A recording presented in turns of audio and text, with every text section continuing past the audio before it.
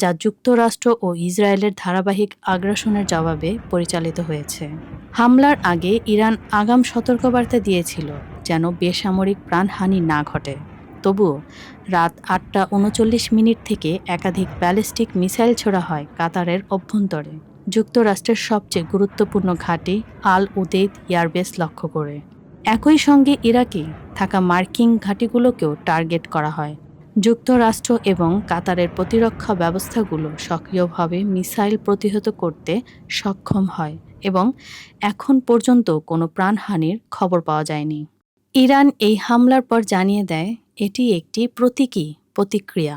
তারা বন্ধুত্বপূর্ণ কাতারকে লক্ষ্য করেনি, বরং যুক্তরাষ্ট্রের সামরিক উপস্থিতির বিরুদ্ধে এই পদক্ষেপ।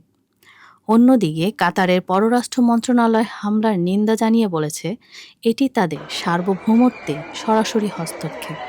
যুক্তরাষ্ট্রের প্রেসিডেন্ট ডোনাল্ড ট্রাম্প এই হামলাকে প্রত্যাশিত প্রতিক্রিয়া বলে উল্লেখ করেছেন এবং বলেন, ইরান আগাম সতর্কবার্তা দিয়ে মূলত সংঘর্ষ এড়াতে চেয়েছে, যা একটি ইতিবাচক দিক।